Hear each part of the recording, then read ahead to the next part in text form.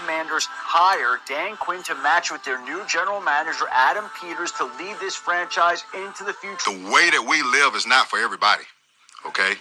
It's not, all right? Because we're going to run and put our bodies on people in a violent manner. Whether the team is giving us the highest of highs or the bluest of blues, cover it all here on Commanders Nightly News. I, of course, am your host, Louie T. Thank you for joining me. Let's get to tonight's lead story.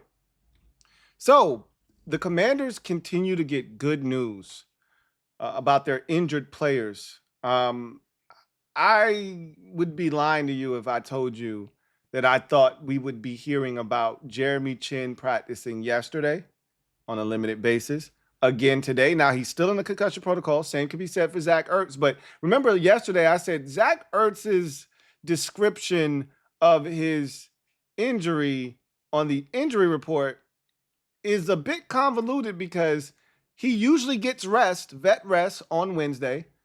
And it said concussion/vet rest, NIR. And I said, what do you mean it's non-injury related rest on Wednesday? Like, he's got a concussion. He's out because of that. But I said, what'll be interesting to see is if he practices tomorrow, which is today.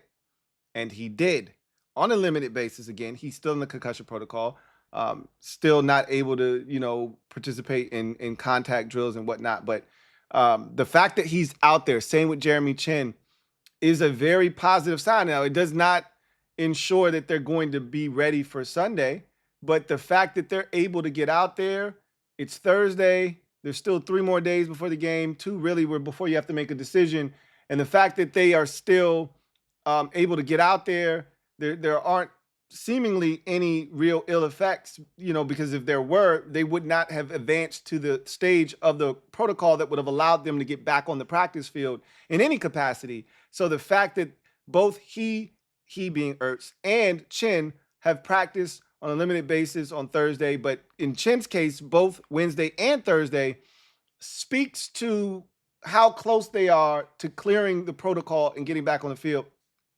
It would be a huge boost to get both of them back on Sunday, but if they can't go, all it means is that they'll definitely be ready for the Falcons game. So I'm encouraged by that because you just, with these concussions, you just never know the severity of them.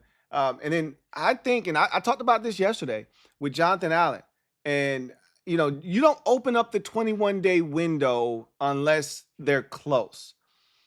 I think there's a chance Jonathan Allen can play next week against Atlanta. I was kind of circling the Cowboys game, week 18, final game of the season, et cetera, et cetera. I'm watching the clips that John Kine put up on YouTube, and I get it, still non-contact, and I'm listening to Joe Whitt Jr. talk about him today, and I'm like, I don't know. He's getting pretty close. I think he's a lot closer than we think. But anyway, this is positive news, right? After having the Noah Brown news and having the Austin Eckler news, we needed some good injury news. Some that we didn't expect in Jonathan Allen, and then some that we were hoping to hear with Zach Ertz and Jeremy Chinn, and we'll see if those guys can be ready for this Sunday massive matchup in tilt versus the Philadelphia Eagles. If not, I feel pretty confident that both of them will be available versus the Atlanta Falcons, and maybe Jonathan Allen as well. So pleasant surprise here in the month of December with the injuries that have occurred here of late, and in the case of Jonathan Allen, way earlier in the season, we thought his season was done. So Commanders getting some good news on some of these guys. Keep your eyes, peeled. Keep your ears open to see what happens the remainder of the week. Obviously, 1 more practice, and if those guys are able to clear the concussion protocol, that would be a big boost for the Commanders heading into Sunday's game. Like I said, Chinn had been playing really well ever since the Giants game in week 9. And he was outstanding versus the Eagles the last time these two teams played. And Ertz was one of the best receivers that we had in the game against the Eagles the last time. And we know that he is a big part of this offense. And, Kliff Kingsbury spoke to that during his press conference. Speaking of which, let's go ahead and transition to in other news. where we heard from both Kliff Kingsbury, the offensive coordinator, and Joe Whitt Jr., our defensive coordinator. But before we get to what was said there, let's take a look at the injury report for both teams. Really, I only have the injury report for the Commanders. The Eagles were bullshitting with theirs, but I already told you yesterday there wasn't anything to see on their injury report. Most of those guys were out due to rest, and they do this shit every time. Those guys are perfectly fine. They're going to play on Sunday. A.J. Brown did sprain his ankle in the win over the Steelers late in that ball game, but he came back in the game. I think he's fine. I don't think there's anything to see on that injury report worth noting. I think they had one guy, Sidney Brown, that was coming off of a concussion. He didn't practice. He might be the only guy that is legitimately on that injury report. So really nothing to show you on the Eagles side of things. So let's take a look at the good guys and their injury report. So Sam Cosmi out for the second consecutive day with an illness. I'm still not worried about him missing the game on Sunday, but you know, we get to Friday and he's still a DNP, then there may be a little concern on my part. But, you know, these things happen. And if his illness is anything like the one that knocked Tyler Biadasz out of the game on Sunday, then he may be out of practice tomorrow as well. And then he may be able to get his life together on Saturday and be ready to go. The good thing is they don't have to travel. This is a home game. So had they had to travel, they might have had to make a decision on Sam Cosmi on Friday when they, you know, start preparing to hit the road and you know, they might say, hey, you just stay home. Don't make the trip. But being that we're at home, he will have that extra day, and it may come up to game time where he's a game time decision. And I still think he's going to ultimately play on Sunday. So I'm not really too concerned about Sam Cosmi right now. One of the biggest additions to the injury report is Zach Ertz, concussion, limited. I am amazed at both he and Jeremy Chinn practicing, even on a limited basis. Again, this does not ensure that they're going to play on Sunday. They could both still be out on Sunday, but the fact that they're both out there in black non-contact jerseys this soon after sustaining a concussion. In the case of Jeremy Chinn, he was out cold. His limbs were extended and frozen. Like you see that a lot of times when a guy goes down and he's out upon contact and his limbs lock up. That was the phrase I was looking for. They locked up on him. That's usually a scary sight, and generally guys aren't coming back the next week from that type of a concussion. Ertz got up, was woozy, needed assistance getting up, probably got up a little too fast, but it's amazing that he and Chinn both have practiced on a limited basis this week. Doesn't mean they're going to play, but man, I am shocked. I'll just tell you that much. Zane Gonzalez was out yesterday. He and Greg Joseph both expecting. I don't know if those situations have been resolved or not, but if they have, congratulations to both. If not, I hope everything goes well with the delivery, and I hope they have healthy babies. But he was back at practice today on a full base. Like I said, somebody asked me yesterday, I want to believe it was my guy Chris McLaughlin who asked me yesterday, who did I expect to be the place kicker this Sunday? It's Zane Gonzalez. He almost played against the New Orleans Saints on Sunday. So I think he's going to be ready to rock and roll. They weren't happy with Greg Joseph, and DQ was definitely not happy that he missed that 54-yarder. Also missed the 41-yarder or 44-yarder at the end of the third. Got a do-over there, a mulligan, and was able to connect at the start of the fourth. But Zane Gonzalez is going to be the kicker. So we'll see if he is able to continue to be a full participant moving forward. Jonathan Allen talked about him and the pec. Limited again today. I really think there's an outside chance that he plays next week against Atlanta. I don't anticipate him playing this week against the Philadelphia Eagles, but I do think next week, I would not be shocked if we get to next Wednesday and Jonathan Allen is a full participant in practice. No more black jersey. He's back out there with his comrades, and you know, he's letting it rip. But I think this week is just to get him back out there, kind of see where he is, see how his body holds up. And then if they're pleased with him hitting every one of those mile markers, I think next week they try to, it'll be slowly, right? They won't just turn him loose, but I think next week they start to, limit it on Wednesday. But he did a little bit of, team drills and then see how it goes. And then I think he could play next week against the Atlanta Falcons, but we'll see. Jeremy Chin, kind of mentioned him already, limited, but I'm amazed that he was limited each of the last 2 days with his concussion. Michael Dieter, limited again with an ankle injury. Cleveland Farrell, this has been a consistent thing with him pretty much all season long, dealing with a knee injury. They've been really cautious with him throughout the course of the week, making sure that he's prepared to play on Sunday. Luke McCaffrey, limited. I look, what I've been saying about Luke. I said this on Monday. I said, look, they're going to have to make a decision at receiver unless they plan on keeping 6 of them up. I don't see them doing that, by the way. They haven't done that pretty much all season. Again, I can't confirm that they haven't had 6 receivers up, but I think we can pretty much deduce that they haven't had 6 receivers up pretty much the entire season. So assuming that KJ Osborne is ready to go, and I have no reason to believe that he won't be ready to go on Sunday, somebody's got to, be down. I think this shoulder injury, and I'm not saying that he's not really hurt, but I know you saw that they put Kaz Allen on IR. He probably didn't need to go on IR for the injury that he sustained, but they put him on IR because they needed his practice squad spot. So they'll do that to a young guy, right? Now, not that they'll do that with Luke. They like Luke. They are pleased with what they've gotten from him this year from a blocking standpoint. Now he's returning kickoffs, and obviously they'd like more from him at the receiver position, but really that's not his fault. He's been open. They just haven't gotten him the football.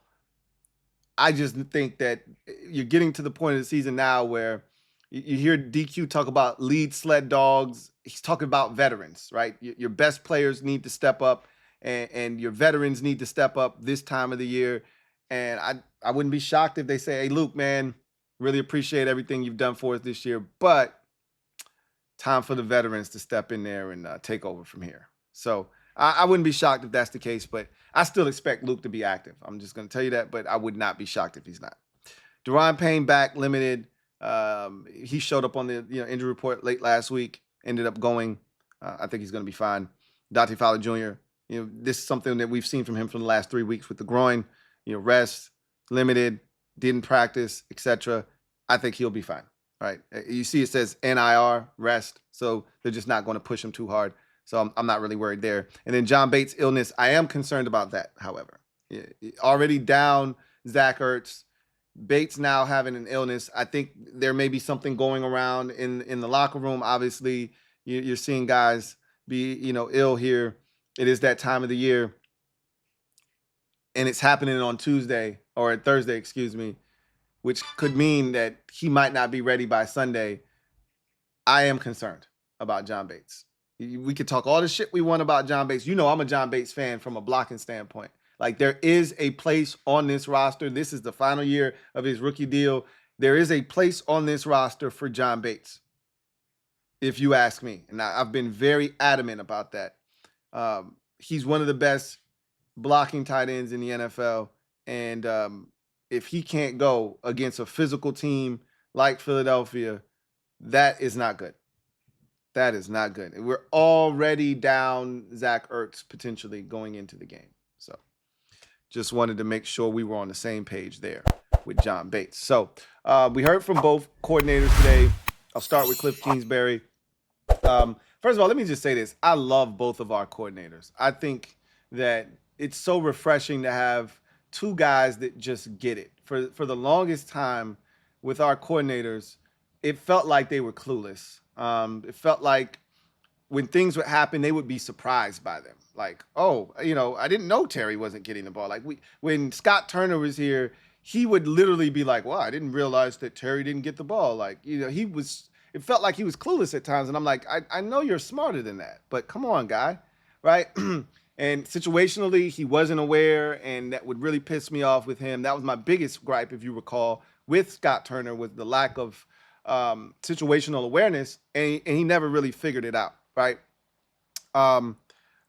Meanwhile, defensively, we've just had Dodo defensive coordinator after Dodo defensive coordinator, and Eric Bieniemy last year as the offensive coordinator was the worst. So it's refreshing to have two coordinators that they get it, they're accountable, they understand the assignment, and if it's their fault, they'll say it's my fault. I got to be better. If it's not their fault, they'll make sure that hey, guys got to play better, guys got to execute, and it's just great to hear two guys that absolutely get it talking about their respective sides of the ball. So listening to Kliff talk about the game, he was pleased with the guys that stepped in and did what they needed to do.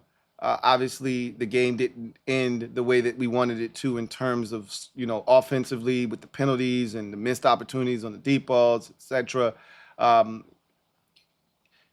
They're not going to throw any of their players under the bus, but Michael Dieter was ass in the game on Sunday. But look, he was put into a tough spot, and he stepped in, and he gave him what he had, and they commend him for that. But he did say that it was, tough. Some of the calls, some of the things that they asked him to do, or they asked, Tyler Biadasz to do, Dieter might not be able to do it, and so it did. He not as much as it would have, put a strain if it was like, say, Terry or someone else like that. That's a skill guy that you have specific calls and you have, a chunk of your game plan set for that player. It's not the same thing with a center, but, he talked about the value of a Tyler Biadasz and, not having him in the lineup, what that could do to the offense. He, started off the press conference with a Marcus Mariota question, and he went into great detail as to how Mariota has been, the model teammate, the perfect mentor for Jaden, and even helping Kliff. He's like, hey, you guys, we got too much of this. He said yesterday he stopped by the office and said, hey, we got too much of this in the plan, and he looked back at it and he said, yeah, you know what, he was right. And so he's like, his expertise, his ability to kind of decipher what should or shouldn't be done, because he's been in so many different schemes, because he's played in a scheme very similar to the one that Kliff runs, and because he's been exposed to so much, the value that he has provided, not just Jaden, but the staff, has been invaluable. And he's like, I can't say enough good things about Marcus Mariota. So I've been, a big proponent of Marcus Mariota being here. I told you guys that forget about Sam Darnold, who is having a great year. Marcus Mariota was the perfect guy for the job as the mentor to Jaden Daniels, and I think we've seen that. And then the one time that we did call on him, it wasn't clean in the preseason, and we thought, hey, why not Jeff Driscoll? Well, he showed us why not Jeff Driscoll in that Carolina game when he stepped in and we scored 40 points. So he talked about the Eagles a lot, and I love his candidness. Both he and Joe Whitt Jr.'s candidness about the Eagles. He said, look, man, I didn't do a good job last game. First of all, let's go back to the Saints game. He said, we didn't do a good job of circumventing the Zach Ertz injury. He got hurt, and we struggled. He said, we got to do a better job of, finding a way around an injury like that in the game. Like, clearly we were not prepared for that. And it showed when we got into the red zone. And he said, we got to do a better job of being prepared when, things don't go the way that we had intended them to go. Speaking of which, he talked about the Eagles game the first time, and he said, that's a really good team. He talked about Vic Fangio and the defense and how good they've been this season and how they play the too high shell. They don't like to come out of that. And they do a good job of stopping the run with just their front, a lot of times front six.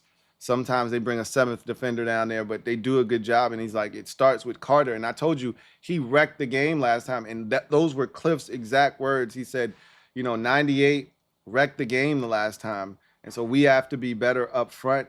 We cannot allow him to do what he did the last time. He's called him one of the best players in the NFL. I don't disagree with that. On the defensive line, you're not going to find too many guys that have the combination of size, speed, and power that Jalen Carter has. So I don't necessarily disagree with that assessment. He was the problem up front in the last game. When we blocked him, we had success in the run game. When we didn't, that's when a lot of times we ended up failing in the run game. So he talked about Quinyon Mitchell and how he's playing for a rookie. Talked about Cooper DeJean, same thing.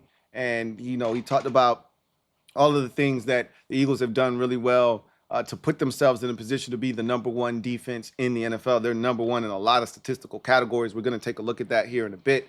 And so they're good for a reason. And he said they're very well coached, and that credit goes to Vic Fangio. They don't make a lot of mistakes. And one of the things I can say about the Eagles, having watched every single game they've played this season, is they do not give up a lot of big plays because they stay in that too high shell, so you don't get a lot of shots over the top on them. And the only way you're going to get them out of that is if you're able to complete a bunch of passes underneath, or you're able to run the football effectively. You're not going to get them out of that too high shell by, being inconsistent. You've consistently got to be able to hit quick passes, so now they got to bring another defender down, or you got to be able to consistently run the football and make them dedicate another defender to the box. If you don't, they're just going to play the too high look, and that's what they've done this season, and that's why they're not giving up a lot of big plays. So he's like, you got to stay disciplined against them because they're a well-coached unit. They don't make mistakes. They don't beat themselves. They don't give up big plays. So they're going to make you go 13 plays. They're going to make you go 14 plays. And you know how hard it is in this league to go 13 plays without making a mistake, without a holding penalty, without a batted ball, without something going awry. And he said you cannot be in third and long. You have to be ahead of the sticks, something that we didn't do a good job of the last time we played Philadelphia. We were constantly actually, I disagree with that assessment. I thought we did a really good job of getting the third and manageable. Our problem was we couldn't convert. We were in 3rd and 4. We were in 3rd and 3. We were in 3rd and 6. These are manageable down and distances. We were in 3rd and 2. We didn't convert. And Kliff said, I got to do a better job of calling plays. I did not call a good game the last time we played Philadelphia. He said it was a short week. I put too much in. I did too much. I overloaded the players, and we didn't play the brand of football. We didn't play our style of football. And he said, I love the fact that we got a full week. We've played them now. We've gotten to see, how they're going to try to play us. And now we can make the necessary adjustments. And I feel really good about the plan that we've put in this time around. And so I'm just going to tell you this. I'm super confident. Just listening to my coordinators. I'm super confident. Okay. Kliff sounds like he learned so much from that first matchup versus the Eagles, and now he's ready to act on it. And I'll tell you this too. He talked about the end of the Saints game. He's like, and this one got a laugh. This was on social media, but he was like, I lived in New Orleans. I know about that voodoo shit. And he said, I was watching the clock. I saw it stop. Saw the official wave his arms. Why is he doing that? And then the clock stopped. And he said, I'm surprised we still won the game. So he sounded like one of us, right? So that was pretty funny. That's how he ended his presser. So then you get to Joe Whitt Jr. He is probably my favorite coordinator of all time to listen to talk, and like he gets it. I'm shocked that he's only now getting an opportunity to be a coordinator. I'm absolutely shocked. He's so detail oriented. He's very forthcoming. He's upfront. He is no nonsense, but you can tell he's also a player's coach. So the players respect him. They love him. But he's also going to, you can tell he's the son of a coach. You can tell just by his demeanor, his mannerisms, how he speaks. You can tell that these things were drilled into him. Details. And I think I see a future head coach in this league. I do. Like I can't see a way that he could get in a room with someone who was open-minded and not wow them and knock their socks off and not come away as one of the lead candidates for a job. All he's got to do is get in a room, I feel like. And if the defense continues to play well, I could see him in the next 2 years or so being a head coach in this league. I really could. But You got to kill it on the defensive side. They're not going to just give jobs to defensive guys. You got to have one of the best defenses, and it's pretty much league wide, and it's known by everyone that hey, you one of the best defensive minds in the league to get a head coaching job. Offensive, you don't have to do much, right? But defensive, you got to kill it because nobody's looking for a defensive guy as their head coach. So he's still got a ways to go to be in that consideration, but I'm telling you right now, he strikes me as a guy that he'll be ready for that opportunity when it presents itself. But listening to him talk, he literally started off the press conference and went over everything. It started with the Saints game, like, hey, we had our opportunities to he's like, you hate how we had it come down to what it did, but as DQ said, you need to be in those moments in order to know how to deal with those moments. So to go through that, come out on the other side, he's like, it's a lot easier to coach guys harder after a win than it is a loss. So, a lot of teachable moments, a lot of talking points from that game. But he said the biggest thing is we got to take the ball away, right? Can't have the mistakes. He said, when you look at this Saints game, and he'd start talking about the fourth quarter and the points being scored in fourth quarters. And he's like, look, it is a problem, right? Obviously, I've been talking about it for the last month and a half. Like, this has been a trend. And I'm like, this is a problem. You can't avoid it. Like, we don't get stops when stops are necessary. I haven't been talking about it for a month and a half. I've been talking about it for about a month now, right? And so he was like, I can tell you exactly what happened in the Saints game, though, which he's not wrong again. I talked about this as well. Penalties, right? Penalties helped aided and abetted the Saints in their points in the fourth quarter specifically. You had an opportunity for an interception. I told you we had 2 interception opportunities that we dropped. Mikey should have had a second one at the end of the first half, and I told y'all this, especially the mob. That would have led to more points because that was right around midfield, right, with plenty of time. So Mikey dropped one in the second quarter. Oos dropped one in the fourth quarter that would have taken the field goal off the board. It was 20 to 10, or excuse me, it was 17. No, it was 20 to 7, and Dorrance Armstrong got a sack on third down and long, and they would have had to punt, and then you had Benjamin St. Juice penalty. So there were opportunities to really put the Saints to sleep, and we didn't take advantage of them because of mistakes and penalties and things of that nature, drop opportunities. He said, this defense is good. And I agree with Joe Whitt. I've been telling y'all, you can say what you want, and I know some of y'all, the defense doesn't pass the eye test for you. The numbers are what they are, and you can make numbers say whatever you want them to say. But I've said this, our defense is good.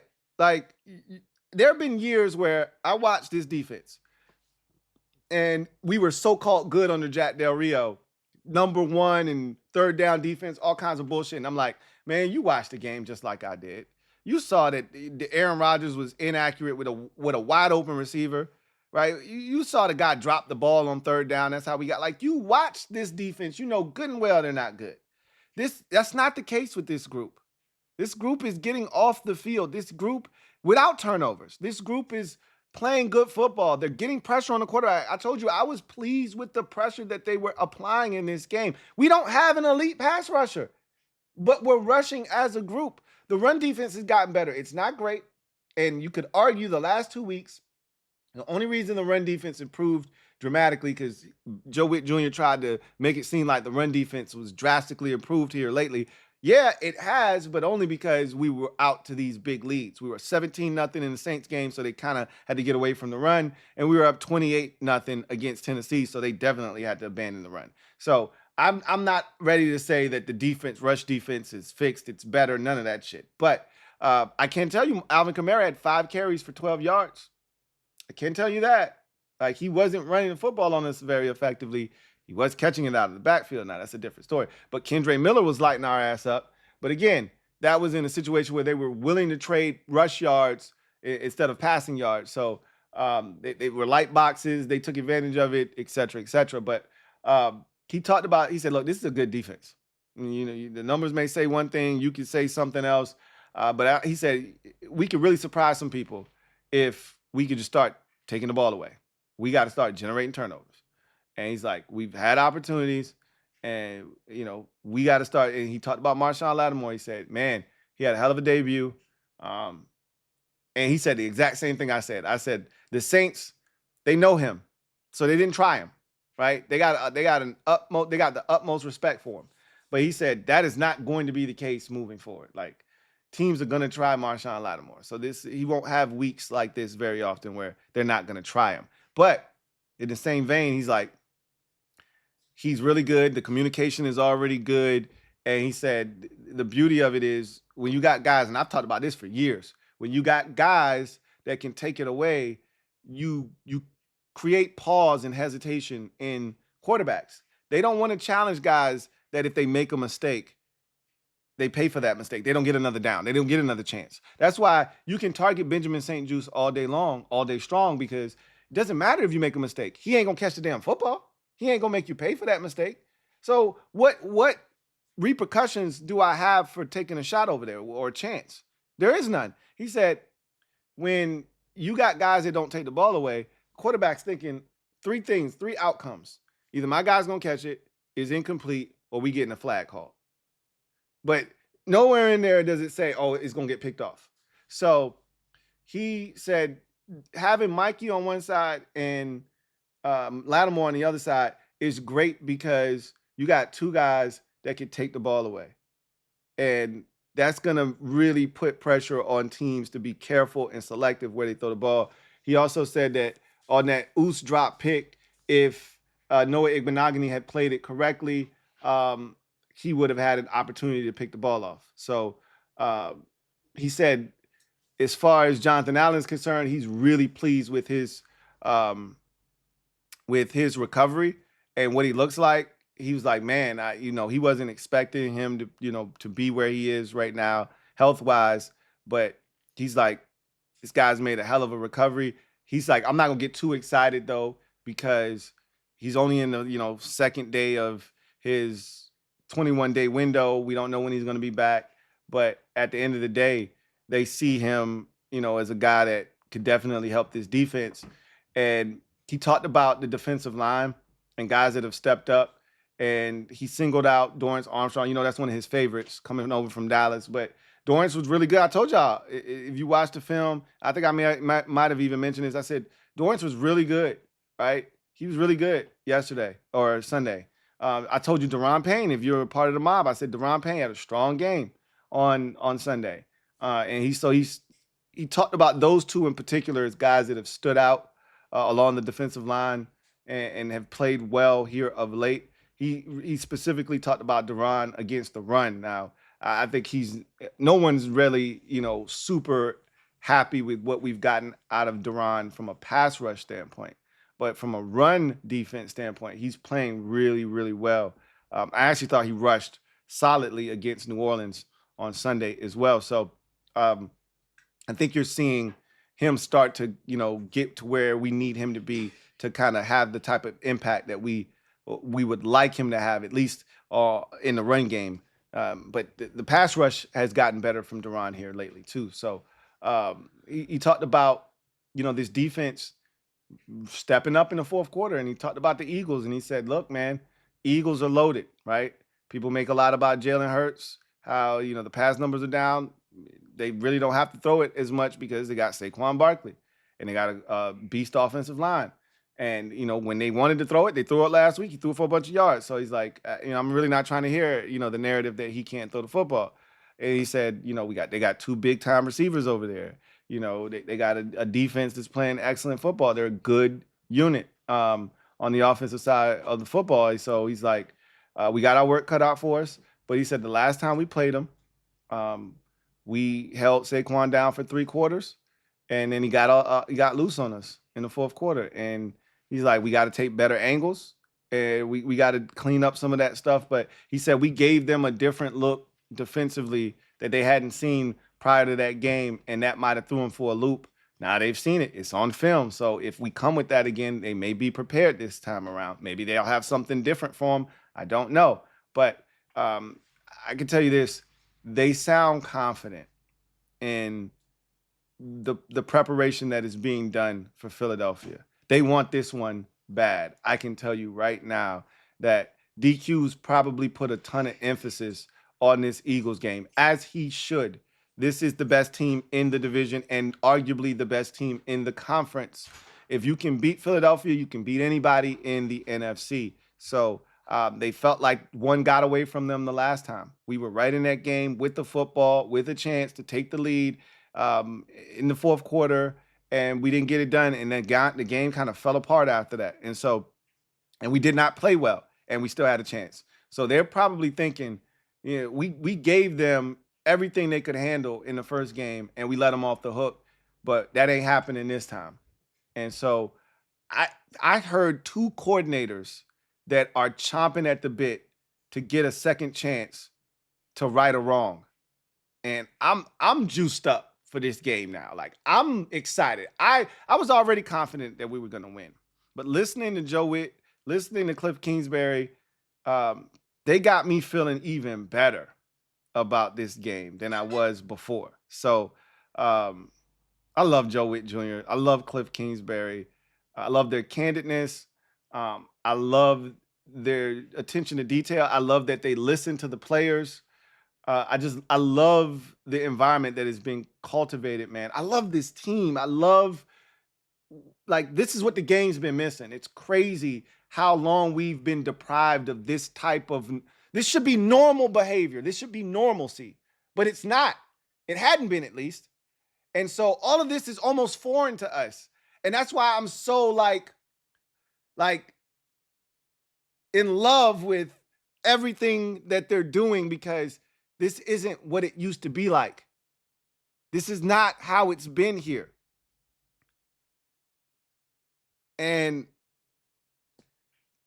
competent guys that know how to do their job, that understand, like, Joe Whitt's like, we get to the fourth quarter, maybe I need to dial back some of these calls.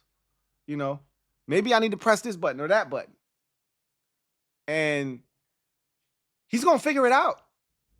He's going to figure it out. This fourth quarter thing, he's going to figure it out. And maybe we don't have the horses yet.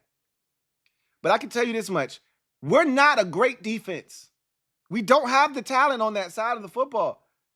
And yet, we're hovering around top 10 in almost every statistical category except turnovers forced. Again, I'm not saying, I'm just saying, all right? Rush yards is the one Achilles heel, and points per game given up. Those are the two things that we're not great at right now. But we're not terrible in points per game given up. We're just not great at it. And the rush yards, obviously, that's the one thing we don't do really well right now. But we're not a terrible third down defense. We're one of the better pass defenses in the NFL. Again, it's a solid group. We get to the quarterback. Like, for what we have, we're getting a lot out of them. And again, that speaks to the coaching staff. So anyway, let's go behind enemy lines and talk about this game against Philadelphia. Eagles are 3.5-point favorites in this game. The Commanders are 3.5-point dogs. That tells you a lot, though. This is a 12-2 team coming to our building, and Vegas is like, yeah, we only think they're a 3.5-point favorite in this game. I mean, that tells you that they feel like we got a legitimate shot of beating these boys, right? Oh, by the way, I should have said this when I was just there. Hopefully you saw it scrolling across the screen. Use the hashtag #SmokedBird if you want a chance to win the 2 tickets that I'm giving away to Sunday's contest. Hashtag #SmokedBird. SMOKEDBIRD. SmokedBird. If you want a chance to win the 2 tickets to the Sunday contest versus the Philadelphia Eagles. It's our time, man. And I'm hungry. I'm hungry for a dub. And the only thing I want is some smoked bird. So y'all know what it is. Smoked bird is the hashtag. So let's go behind enemy lines, and we start with the Commanders and their statistical data here. Total offense, 5th in the league. They've been top 5 pretty much all season long. Scoring offense, 6th in the league. We were top 5 for much of the year. We got out of the top 5, then we were back in it. Last week did not do any favors for our average, so it knocked us back down to 6th. Pass offense, we're 16th in the NFL, so right in the middle, 218 a game. Sacks allowed. Obviously, we took a massive dip with the 8-piece that we gave up on Sunday, which was not really 8 sacks, but whatever. So we're 21st now in the league there. Rush offense, 3rd in the league, 155.5 yards a game. Third down offense, we're 6th in the NFL. We continue to be really good. We've been great the last 2 weeks on third downs, so that number is continuing to climb at almost 45%. Total defense, 11th in the league. I just told you we're almost top 10 in almost every statistical category, other than the rush defense and the points given up per game. So total defense, we're at 11th, right on the outskirts of top 10. Scoring defense, we're right in the middle of the league. I told you we're not terrible there, right? 22.5 points given up a game. Pass defense, we're 4th, so we're top 5 pass defense at 190 yards a game. We're tied for 14th, so we're right on the outskirts of top 10 in sacks at 35.